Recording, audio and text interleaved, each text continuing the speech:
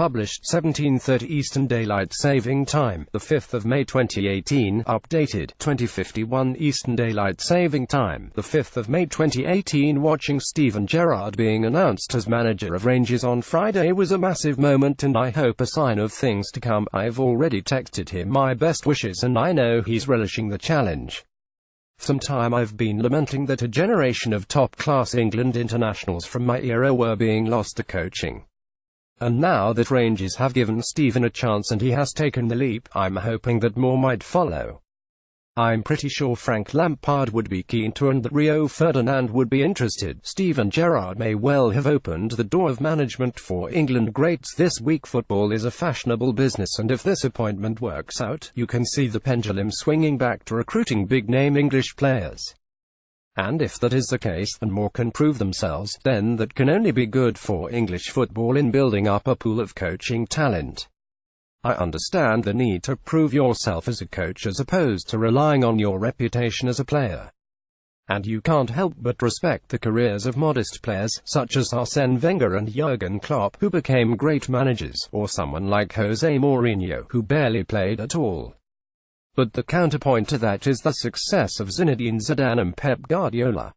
There is no single path to being a top manager. Of course, it's a risk.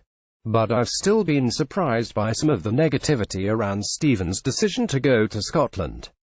People will cite how dominant Celtic are and how Rangers are still struggling to get back to that level following the liquidation. But without risk, nothing is achieved in life. Rather, I think he should be commended for going for it.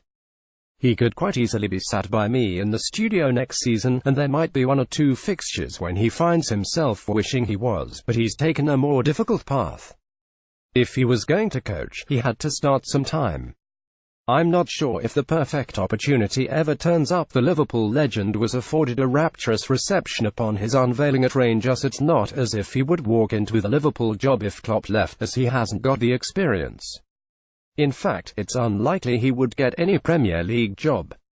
He might have started in the Championship, but he might have had to go down lower. I'd rather start in front of 50,000 fans at home in a city which, like Liverpool, knows the importance of football. He will have to use all of the charisma he had as a player to its best effect now he is a manager, because there are areas of the job he's still learning about. He's coach at Liverpool Academy, but now he has to coordinate scouting and recruitment and has to present to a dressing room not of kids, but adults, some of whom can be pretty cynical. His playing status will only take him so far. But what some people may not understand about Steven, and what this decision shows, is just how driven he is to prove himself. Rio Ferdinand and Frank Lampard may decide to follow Gerrard's lead and take to coaching. When we were teammates as 11-year-olds at Liverpool, he was relatively quiet. But as he grew as a footballer, he grew as a man as well. He seized responsibility on the pitch, and in doing so then matured into the type of person who can lead off it as well. Clearly, there haven't been many English players in history who could match his ability to grasp a game by the scruff of the neck and change its direction. And that in itself is a massive demonstration of leadership. Of course, the skills he requires now are different. But it is clear he has an authority about him. There won't be many players in the world who have matched the kind of games he's played in and the pressure under which he's been placed. That has to be an advantage when you're trying to relate to players and man management.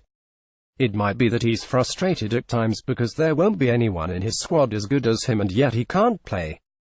But he's going to have that all his career. Zidane probably feels that, and he's Real Madrid's coach.